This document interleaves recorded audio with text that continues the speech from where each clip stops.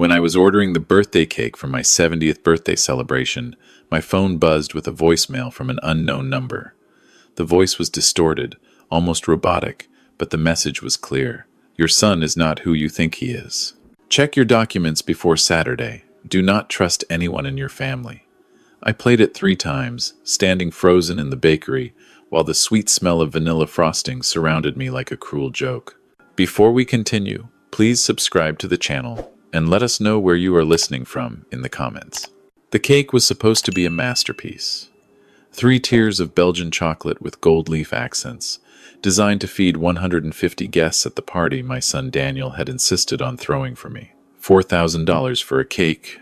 I had thought it excessive when he showed me the design, but Daniel had waved away my concerns with that charming smile of his. You only turned 70 once, Dad. Let us do this properly. Now I stood in the Granville Island bakery, clutching my phone like it contained a bomb. The young woman behind the counter watched me with growing concern, her piping bag hovering over a tray of cupcakes. Sir, is everything all right? You look like you have seen a ghost. I forced my face into something resembling composure. Just a bit of news, nothing to worry about. The deposit for the cake? It is already paid? She checked her computer, nodding with professional efficiency. Yes, Mr. Thornton. Your son took care of everything last Tuesday. Delivery is confirmed for Saturday at the Vancouver Convention Center, West Ballroom, 2 o'clock sharp. The bakery's warmth felt suddenly oppressive. Daniel had taken care of everything. My son, the successful corporate lawyer, had spent the past 3 months orchestrating what he called the celebration of the decade for his beloved father. He had rented the convention center's most prestigious venue for $32,000. He had hired a 17-piece orchestra because he knew I loved classical music. He had sent embossed invitations to every significant person in Vancouver's real estate community, and someone was telling me not to trust him. I thanked the baker and walked out onto the wet Vancouver streets. January rain misted across False Creek, turning the city into impressionist brushstrokes of gray and silver. I had built my first apartment building within sight of this spot 43 years ago. A 12-unit walk-up that everyone said would bankrupt me. Now Thornton Properties owned 67 buildings across British Columbia, valued at approximately $240 million. My phone felt heavy in my pocket. I pulled it out and played the voicemail again. Your son is not who you think he is. Check your documents before Saturday. Do not trust anyone in your family. The voice gave nothing away. It could have been anyone, male or female, young or old. The distortion made identification impossible, but something about the cadence, the careful emphasis on certain words, suggested this was not a prank. Whoever had left this message wanted me to pay attention. I should have called Daniel immediately. I should have laughed about it over dinner at his house in Shaughnessy, the elegant heritage home I had helped him purchase for $2.3 million as a wedding gift. I should have dismissed it as jealousy from a business competitor or a disgruntled former tenant. Instead, I found myself driving not toward Daniel's neighborhood, but toward downtown and the Fairmont Pacific Rim. The valet took my Mercedes S-Class, with practiced discretion, asking no questions about why a 70-year-old man in a $3,000 cashmere coat was checking into a hotel 4 days before his own birthday party. I need a suite for the week. I handed my black card to the front desk agent. Something quiet. Top floor if possible. The young man processed my request with the smooth professionalism that comes from handling wealthy guests who value privacy. Within 10 minutes, I had the key card to suite 2847, a corner room with floor-to-ceiling views of the harbor and the North Shore Mountains. The suite felt enormous around me as I set down my overnight bag. The living room alone was larger than the apartment I had shared with my late wife Catherine during our first years of marriage. She had been gone for 6 years now, taken by pancreatic cancer that moved faster than anyone expected. Sometimes I still reached for her in the night, my hand finding only empty sheets and memories.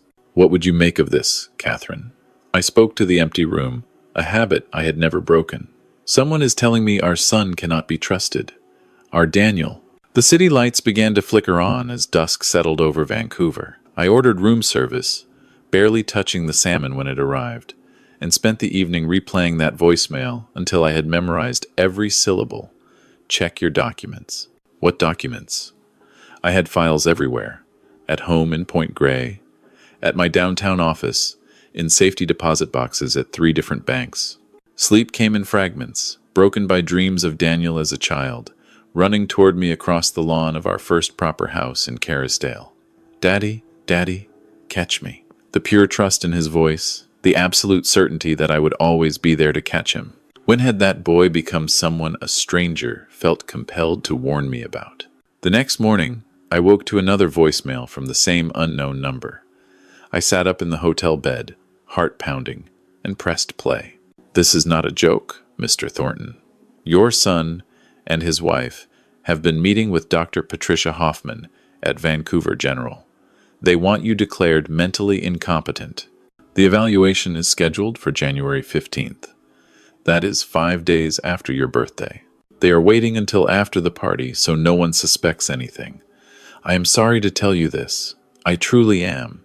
But I worked for your company for 22 years, and I cannot watch them do this to you. The caller paused, and when they spoke again, their voice cracked through the distortion. My name is Martha Chen. I was your executive assistant until I retired 3 years ago. Meet me at the coffee shop on Main Street, the one near the old Woodward's building. Tomorrow at 9. Come alone. I will explain everything. Martha Chen. The name hit me like a physical blow. Martha had been my right hand for over 2 decades, handling everything from contract negotiations to Christmas card lists. She had retired at 65, moved to a condo in Victoria to be near her grandchildren. I had given her a pension package worth nearly $400,000 and a Rolex as a retirement gift. Why would Martha be calling me about Daniel? What could she possibly know? I showered and dressed mechanically, my mind churning through possibilities. The hotel room's marble bathroom suddenly felt like a cell, its luxury mocking my confusion. I caught sight of myself in the mirror, a 70-year-old man with silver hair and worried eyes, wearing a hotel bathrobe that cost more than most people's monthly rent. When had I become this person, hiding from my own family in a 5-star hotel? The rain had stopped by the time I reached the coffee shop on Main Street. It was the kind of place that had survived Vancouver's relentless gentrification, all mismatched furniture and hand-lettered chalkboard menus. Martha Chen sat at a corner table, both hands wrapped around a ceramic mug, looking older than I remembered, but unmistakably herself. Mr. Thornton. She half rose as I approached, then seemed to think better of it. Richard, please, sit down. I took the chair across from her, studying her face for signs of instability or deception. I found only exhaustion, and something that looked painfully like pity. Martha, I have not heard from you in 3 years, and now you are leaving me cryptic voicemails about my son? What is this about? She set down her mug with trembling hands. I know how this sounds. I spent 6 months trying to convince myself I was wrong, that I had misunderstood what I heard. But then I started checking things, making calls to old contacts, and everything pointed to the same conclusion. What conclusion? Your son and his wife are planning to have you declared mentally incompetent. They want control of Thornton Properties.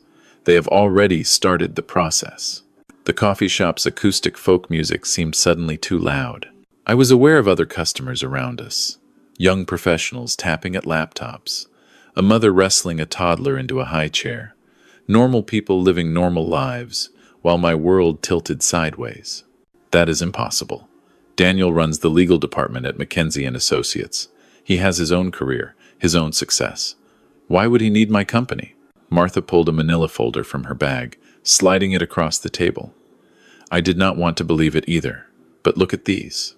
The folder contained bank statements. Daniel's bank statements, though I had no idea how Martha had obtained them.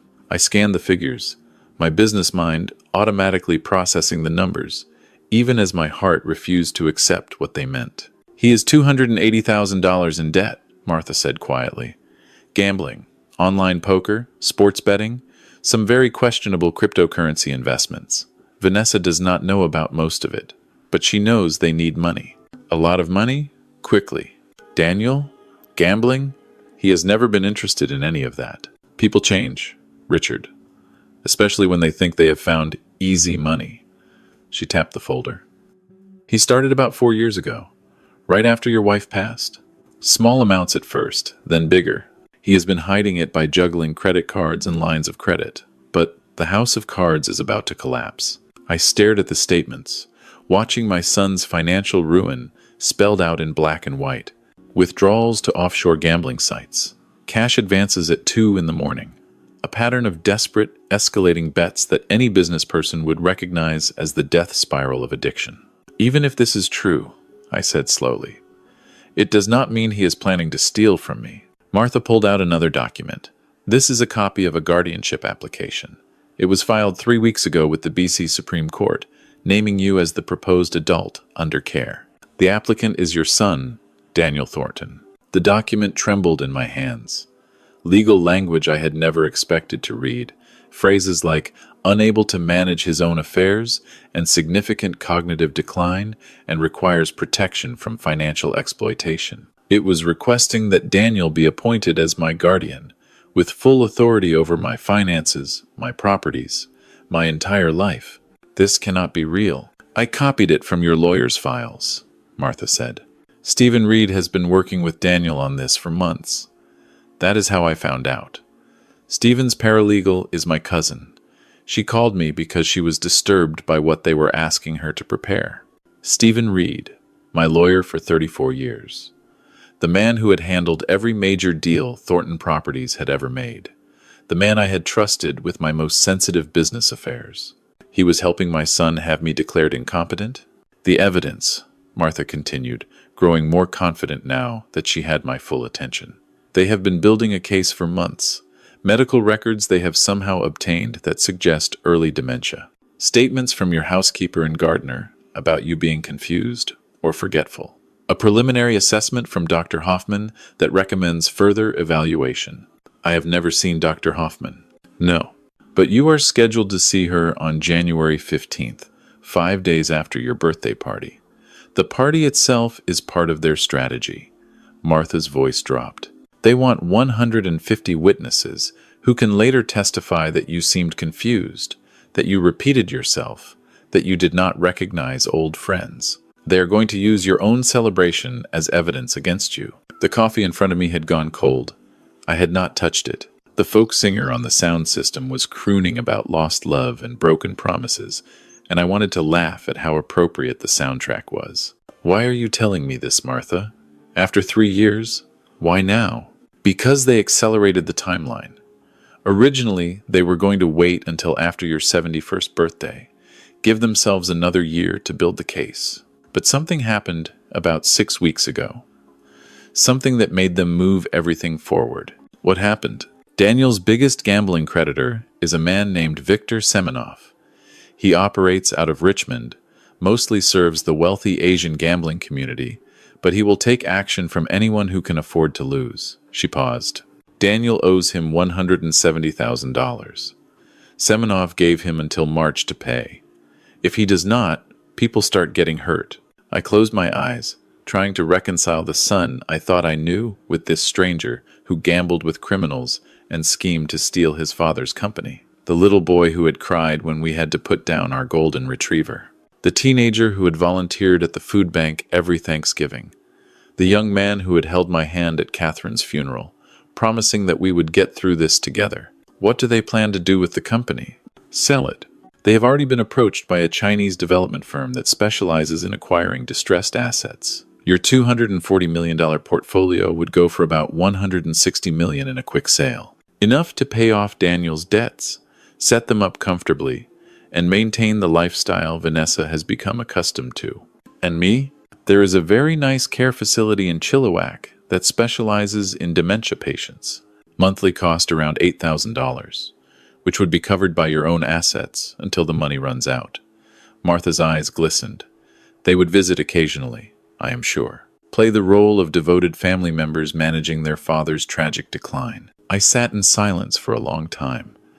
The coffee shop emptied and filled again around us. The folk music gave way to jazz, then back to folk. I watched the rain return to Vancouver's streets, droplets racing down the window like tears. Finally, I spoke. What proof do you have beyond these documents? Martha reached into her bag one more time. This is a recording. My cousin made it without their knowledge, which means it cannot be used in court. But you deserve to hear it. She placed a small digital recorder on the table and pressed play. The quality was poor, clearly captured on a phone from across a room, but the voices were unmistakable. The old man is more stubborn than we expected. That was Stephen Reed, my lawyer, my trusted advisor for 3 decades. He is fighting the preliminary paperwork, asking questions about his accounts. We need to move faster. Daniel's voice came next, and hearing it felt like a knife between my ribs. The party will help. 150 people watching him forget names, get confused about the timeline. Vanessa has been coaching the staff to document every incident. And if he suspects something? A woman's voice now.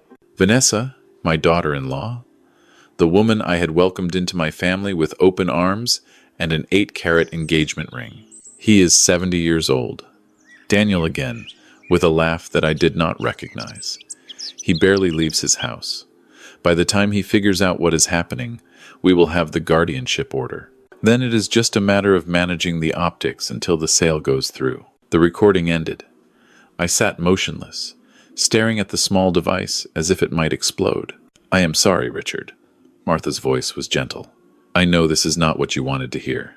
When did they have this conversation? 3 weeks ago. In Stephen's office.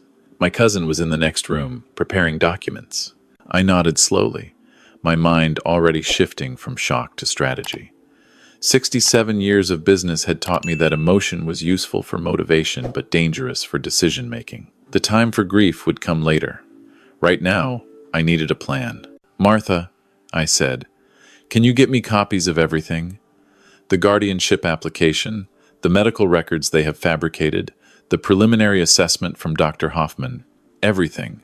I already have most of it. She patted her bag.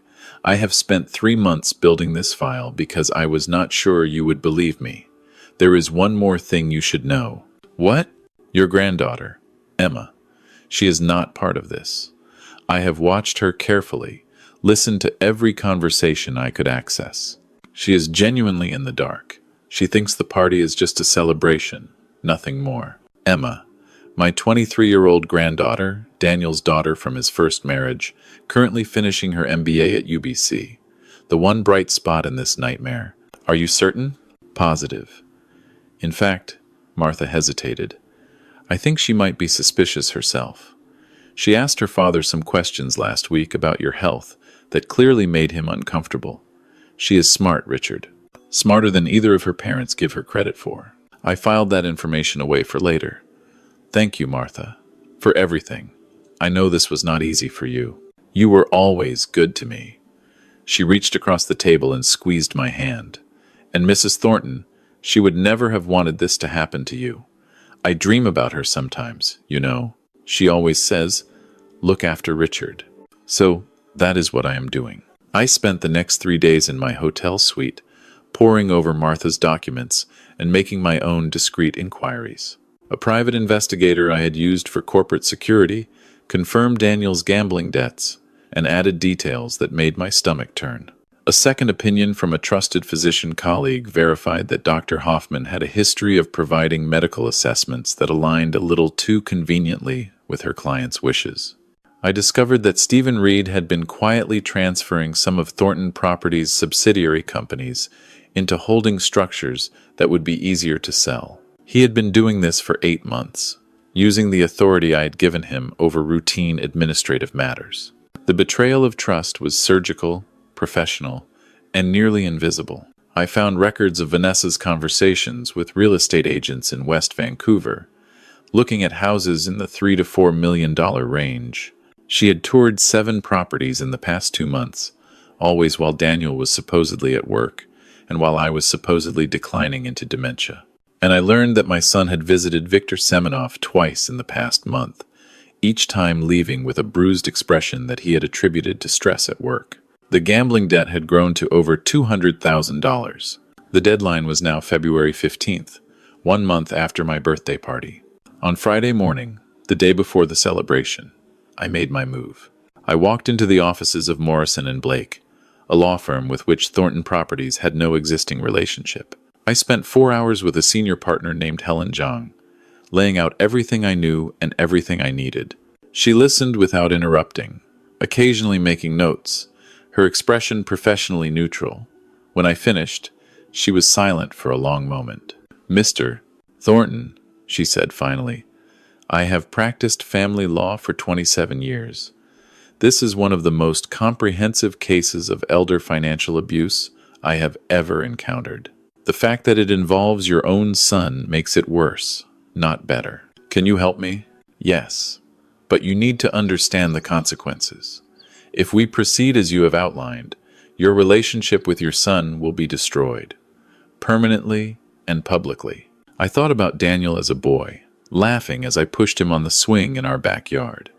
I thought about the pride in his eyes when he graduated from law school, first in his class. I thought about the way he had held his daughter Emma the day she was born, tears streaming down his face as he promised to be the best father in the world. Then I thought about the recording. The old man is more stubborn than we expected. "Proceed," I said. By Friday evening, the legal machinery was in motion. Helen Zhang had filed an emergency application to freeze any transfers of Thornton Properties assets. She had submitted a complaint to the Law Society of British Columbia regarding Stephen Reed's conduct. She had arranged for forensic accountants to begin examining every transaction involving my companies for the past 18 months. Most importantly, she had prepared a new will. Thornton Properties, in its entirety, would be donated to the Vancouver Foundation for Homeless Youth upon my death. My house, my cars, my art collection, and my personal investments, totaling approximately $23 million, would go to various charities with a small trust established for my granddaughter, Emma. Daniel and Vanessa would inherit nothing. I signed the documents with steady hands, watching my 70 years of work pass to people I had never met. It felt right in a way I could not fully explain. That night, I slept in my own bed for the first time in 5 days. The house in Point Grey felt different now, its 10,000 square feet of custom architecture transformed from sanctuary to stage. Tomorrow I would host the performance of my life. Saturday, January 10th, my 70th birthday. The Vancouver Convention Center's West Ballroom had been transformed into something extraordinary. The 17-piece orchestra played Vivaldi's Four Seasons as guests arrived, their formal attire glittering beneath crystal chandeliers. The 3-tiered chocolate cake stood on a pedestal near the head table, its gold leaf catching the light like captured sunshine. 153 guests, to be exact. I knew because I had reviewed the list personally, memorizing every name, every face, every connection. Business partners, politicians, old friends, casual acquaintances. Daniel had invited them to witness my decline. I would use them to witness his destruction. "Dad," Daniel approached with his arms wide, every inch the devoted son. "Happy birthday. How are you feeling?" I embraced him, smelling the expensive cologne he always wore. "Never better. This is incredible, son. You have outdone yourself." Vanessa appeared at his side, elegant in a burgundy gown that probably cost $5,000. "Father, you look wonderful. We were worried you might be tired from all the excitement." I registered the subtle emphasis on tired and worried, the groundwork being laid for witnesses to remember later. The concerned daughter-in-law, noting the elderly patriarch's fragile condition. "Nonsense," I smiled broadly. "I have been looking forward to this for months. Where is Emma?" "She is here somewhere." Daniel scanned the crowd. "You know how she is at these things, always finding the most interesting person in the room to interrogate." I excused myself to greet other guests, playing my role with Oscar-worthy conviction. I shook hands with business rivals I had defeated decades ago, now softened by time into almost friends. I accepted birthday wishes from politicians whose campaigns I had funded. I pretended not to recognize my accountant's wife, stumbling over her name just long enough for nearby observers to notice before correcting myself. "Mr. Thornton?" A server appeared at my elbow. "Your medication. Your son asked me to remind you." I had taken no medication in years, beyond the occasional aspirin, but there was a small pill bottle with my name on it, prepared by someone in this room, and slipped to the catering staff. I smiled and accepted the bottle, palming it smoothly and dropping it into my pocket. Thank you. I will take it with dinner. The meal was exquisite. 7 courses of Pacific Northwest cuisine, each plate a work of art. I sat at the head table beside Daniel and Vanessa, with Emma across from me and various dignitaries filling the remaining seats. Conversation flowed around me while I ate and smiled and waited. Finally, as dessert was being cleared, Daniel stood and tapped his wine glass. If I could have everyone's attention, please. His voice carried easily through the professional sound system. I want to say a few words about the man we are here to celebrate tonight. The orchestra fell silent. 153 faces turned toward the head table. I saw Martha Chen near the back, seated at a table I had arranged specifically for staff and former employees. My father, Daniel continued, built Thornton Properties from nothing. He started with one small building and turned it into a real estate empire that transformed Vancouver's skyline. He did it through hard work, determination, and an absolute commitment to his values. I watched my son speak about values and nearly laughed. The irony was almost too perfect. But more than his business success, my father has always been defined by his love for family. When my mother passed away 6 years ago, I thought we might lose him too. Instead, he showed us what resilience really means. Applause rippled through the room. Vanessa dabbed at her eyes with a silk napkin. The performance was flawless. So tonight, we celebrate not just 70 years of an extraordinary life, but the legacy of a man who taught me everything I know about integrity, about honesty, about what it means to be a good man. Daniel raised his glass. To Richard Thornton, the best father anyone could ask for. The room erupted in applause. Glasses clinked. The orchestra began a soft arrangement of Happy Birthday, while servers distributed champagne. I stood slowly, accepting the wireless microphone from Daniel with a warm smile. The room fell silent once more, anticipation hanging in the air like perfume. Thank you, son. That was beautiful. I paused, looking out across the sea of expectant faces. And thank you all for being here tonight. Some of you I have known for 50 years. Some of you I met only recently. All of you have touched my life in ways I cannot fully express. I let the moment stretch, building tension the way I had learned to do in business negotiations. The room was absolutely still. Turning 70 is a strange milestone. You start thinking about legacy, about what you will leave behind. You wonder if you made the right choices, trusted the right people. I turned to look at Daniel, who smiled encouragingly. You hope that the family you built will honor the values you tried to teach them. A murmur of appreciation moved through the crowd. Handkerchiefs appeared. This was exactly the kind of sentimental reflection they expected from an elderly patriarch. Unfortunately, I continued, sometimes you discover that hope was misplaced. The temperature in the room seemed to drop. Daniel's smile flickered. I recently received some disturbing information about my own family. I pulled the manila envelope from inside my jacket, the same envelope Martha had given me at the coffee shop. Information that suggests my son, his wife, and my trusted lawyer have been working together to have me declared mentally incompetent so they can sell my company and steal my life's work. Chaos erupted. Guests looked at each other in confusion. Daniel jumped to his feet. Dad, what are you doing? You are confused. This is exactly what we were worried about. He turned to the crowd with practiced concern. I am so sorry, everyone. My father has been having some difficulties lately, some memory issues. We should probably end the evening. Please sit down, Daniel. My voice cut through the noise with decades of boardroom authority.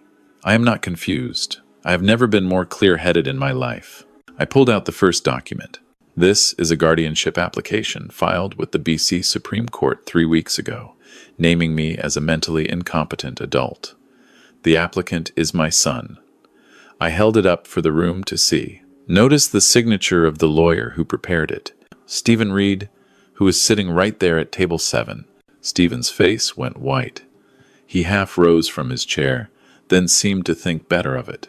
This, I continued, pulling out another sheet, is a preliminary medical assessment from a doctor, Patricia Hoffman, recommending that I undergo further evaluation for dementia. I have never met Dr. Hoffman, I have never been examined by her. This assessment was fabricated to support the guardianship application. This is insane. Vanessa's voice was shrill. You are proving their point. You are paranoid and delusional. Am I? I set down the documents and pulled out my phone. Let me play you something. I connected it to the sound system, the same system that had broadcast Daniel's loving tribute minutes ago. The recording filled the room. The old man is more stubborn than we expected. Stephen Reed's voice was unmistakable. He is fighting the preliminary paperwork, asking questions about his accounts. We need to move faster. Then Daniel. The party will help. 150 people watching him forget names, get confused about the timeline. Vanessa has been coaching the staff to document every incident. And if he suspects something, he is 70 years old. He barely leaves his house.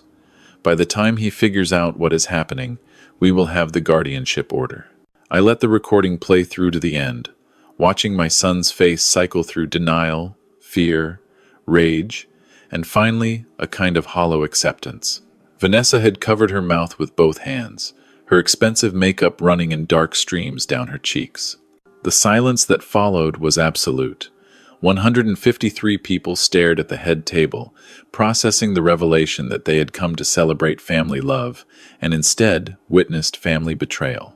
I discovered that my son owes over $200,000 to a criminal gambling operation in Richmond. I spoke into the silence. His creditors have given him until February to pay. His solution was to have me declared incompetent, sell Thornton Properties for 60% of its value, and warehouse me in a care facility in Chilliwack while he paid off his debts and bought his wife a $4 million house in West Vancouver. You do not understand. Daniel's voice cracked. I was trying to protect you. The business is too much for you. You are getting old. I am 70, Daniel, not dead. And I built that business with my bare hands while you were learning to walk. Do not presume to tell me what I can and cannot handle. I turned back to the stunned crowd. Ladies and gentlemen, I apologize for disrupting what was supposed to be a celebration. But I thought you deserved to know the truth about the people you came here to honor tonight. I paused. I also want you to know that I have taken steps to ensure this betrayal cannot succeed. I pulled out the final document. This morning I signed a new will. Upon my death, Thornton Properties will be donated in its entirety to the Vancouver Foundation for Homeless Youth. My personal assets will go to various charities serving Vancouver's most vulnerable populations. A small trust has been established for my granddaughter, Emma, who had no knowledge of or involvement in this conspiracy. My son and his wife will inherit nothing. Dad, please. Daniel's voice was barely a whisper now. We are family. We can work this out. I looked at him, really looked at him, trying to find the boy I had raised in the man standing before me. The boy who had cried over a dead dog. The teenager who fed the homeless at Thanksgiving. The young father who had promised to protect his own child. Family does not try to destroy each other for money, I said finally. Family protects and supports each other. You chose a different path. I set down the microphone and walked toward the exit. The crowd parted before me like the Red Sea, faces frozen in various stages of shock and sympathy. Near the back of the room, I passed Martha Chen, who nodded once with tears in her eyes. Grandpa, wait. I stopped. Emma stood near the door, her young face pale but determined. She had her grandmother's eyes, I realized suddenly. Catherine's eyes, clear and honest, and incapable of hiding what she felt. I did not know. Her voice was steady despite the tears streaming down her cheeks. I swear I did not know. I know, sweetheart, Martha told me. You are nothing like them. What happens now? I looked back at the wreckage of my birthday party. Daniel had collapsed into a chair, head in his hands. Vanessa was screaming at Stephen Reed, who was already gathering his things to flee. Guests were streaming toward the exits, desperate to escape the family disaster they had witnessed. Now I go home, I said, and I figure out what the rest of my life looks like without the people I thought I could trust. Emma moved forward and wrapped her arms around me. Her embrace was fierce and desperate and entirely genuine. I am sorry, she whispered. I am so sorry this happened to you. I held my granddaughter for a long moment, breathing in the simple comfort of love that asked for nothing in return. Perhaps this was what remained when everything else burned away. Perhaps this was enough. The Vancouver night was cold and clear as I walked to my car. The convention center's lights reflected off the harbor, creating dancing patterns on the dark water. Behind me, the celebration of my 70th birthday continued to collapse into recriminations and accusations. I drove home through empty streets, past the buildings I had built and the city I had helped shape. The house in Point Grey waited in darkness, its windows reflecting nothing but the winter sky. Inside, I poured myself a glass of 30-year-old scotch and sat in the living room where Catherine and I had spent so many quiet evenings. Her photograph smiled at me from the mantel, frozen forever at 62, before cancer had stolen her from the world. I did what you would have wanted, I told her image. I protected what we built, but I lost our son in the process. The scotch burned going down, warming a cold place inside me that had nothing to do with temperature. Tomorrow I would meet with Helen Zhang to discuss next steps. Tomorrow I would begin the process of rebuilding a life that had been stripped of everything I thought I knew. But tonight, I sat alone in the house where I had raised a son who had grown into a stranger, and I wondered if justice was worth the price of losing everything. The victory felt exactly as hollow as I had expected.